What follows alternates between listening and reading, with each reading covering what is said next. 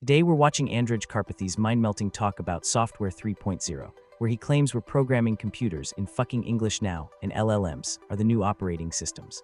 3 engineers who have had their code eaten by AI, 1 ex-Tesla engineer who lived through the Autopilot wars, and 45 minutes of existential crisis about whether we're still relevant. I'm Sam, and someone's definitely questioning their career choices. I've been coding for 15 years. Started with assembly, moved to C++, learned Python, mastered JavaScript. Now Karpathy's telling me the future of programming is just talking to computers in English. My entire skill set might be obsolete, and I'm not okay with that. I spent the last decade optimizing build pipelines, managing Kubernetes clusters, debugging infrastructure at 3 a.m. Karpathy's saying LLMs are the new operating systems. Does that mean my entire career is just legacy maintenance now? I'm having a crisis. I worked with Karpathy at Tesla. Watched Software 2.0 literally eat our C++ codebase from the inside. Neural networks consumed thousands of lines of carefully crafted autopilot logic. He's not wrong about this stuff, I lived through it.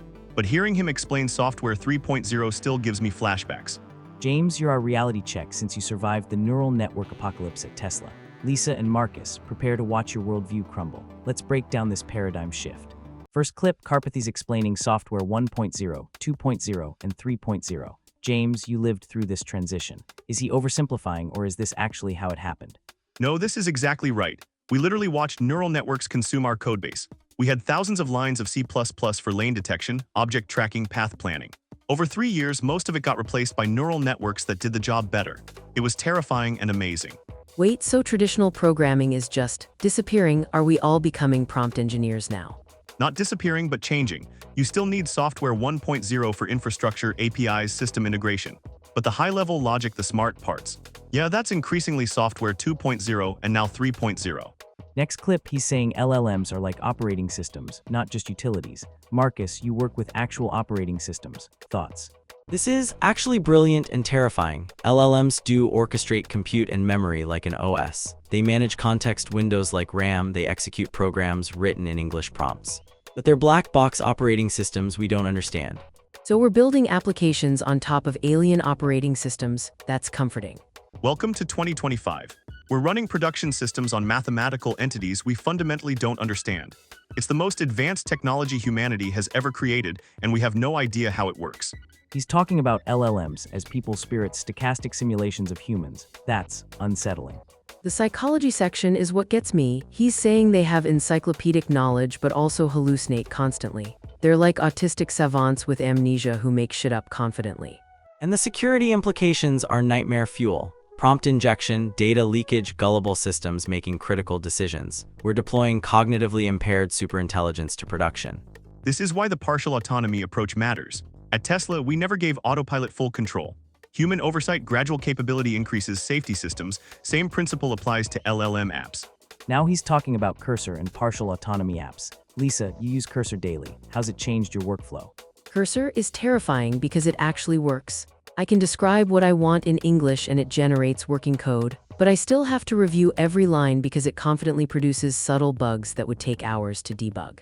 The autonomy slider concept is key. Tab completion versus full repo changes. You choose how much control to give up based on task complexity, but even simple tasks can go wrong in spectacular ways. That's exactly the Tesla approach. Start with lane keeping, gradually add features, never jump straight to full self-driving, incremental autonomy with human oversight. Same pattern works for coding assistants. He's emphasizing keeping AI on a leash, fast generation verification loops. Sounds like you're all babysitting very powerful, very stupid children. That's exactly what it feels like. Cursor can generate 100 lines of code instantly, but I'm the bottleneck reviewing it. The AI generation is fast, human verification is slow. We need better tools for auditing AI work. GUIs become critical for this. Visual diffs, red-green changes, clear, accept, reject buttons. Reading raw text output from AI is painful. We need interfaces designed for human-AI collaboration. This is where most AI agent demos fail. They show flashy full automation but ignore the verification bottleneck. Humans are still the limiting factor, so optimize for human review speed, not AI generation speed. Now the plot twist, he's talking about vibe coding. Everyone becomes a programmer because LLMs understand English. Are we democratizing software development or destroying it? I have mixed feelings about this. Yes, it's amazing that kids can build apps by describing what they want, But programming isn't just writing code, it's problem decomposition, system design, debugging, optimization. And vibe coding handle that. Karpathy's menu app example is perfect. Building the demo was easy, making it production ready was hell. Authentication, payments, deployment, that's still traditional engineering. Vibe coding hits a wall when it meets real infrastructure. This reminds me of the early days of visual programming languages. They democratized some aspects of software development, but didn't replace traditional programming. I think vibe coding will be similar, powerful for prototypes, limited for production systems. Final section, building for agents. He wants LLMs to interact with our software infrastructure directly. That's either brilliant or catastrophic.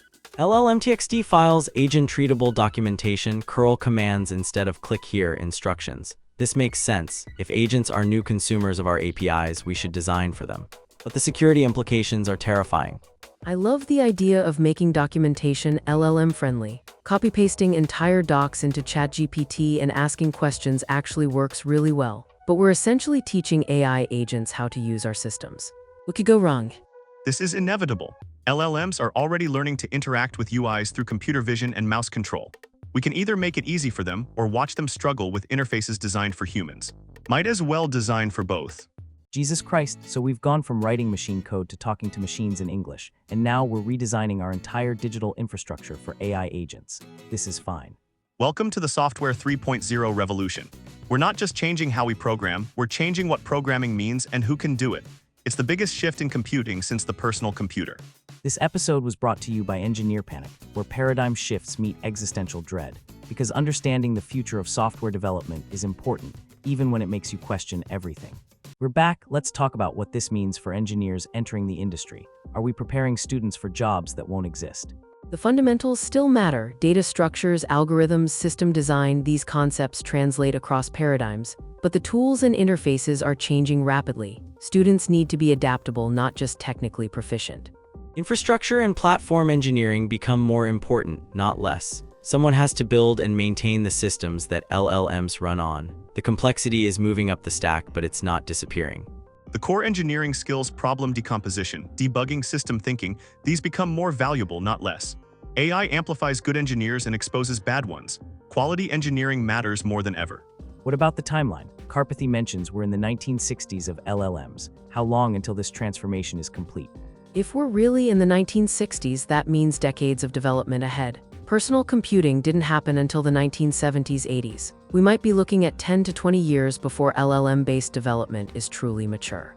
But the pace of change in AI is much faster than early computing. We went from GPT-3 to GPT-4 to Claude in just a few years. The transformation might happen in 5 to 10 years, not decades. Having lived through one paradigm shift, I'd say it's both faster and slower than you expect. The technology advances quickly, but adoption, infrastructure, and cultural change take time. Expect a bumpy, uneven transition. Any advice for engineers trying to navigate this transition? Learn all three paradigms: software 1.0, 2.0, and 3.0. Be fluent in traditional programming, understand neural networks, and get comfortable with prompt engineering. Don't put all your eggs in one basket. Focus on human-AI collaboration patterns. The future isn't AI replacing humans, it's humans and AI working together effectively. Learn to be a good AI collaborator, not an AI replacement. Stay curious and adaptive. The tools will keep changing, but the core problems remain the same. Build reliable, scalable, maintainable systems. Whether you do it with C++, PyTorch, or English prompts doesn't matter as much as doing it well. What keeps you up at night about this software 3.0 future? The loss of understanding. When your entire codebase is generated by AI, do you really understand what it does? When something breaks, can you fix it? We're building on foundations we don't comprehend. Security and reliability. AI systems have failure modes we're only beginning to understand. We're deploying them to critical infrastructure based on vibes and DMOS. That's terrifying from an ops perspective. The pace of change. At Tesla, we had years to validate Autopilot systems before deployment. With LLMs, we're moving from demo to production in months. Are we being careful enough with systems that powerful? This has been absolutely mind-melting.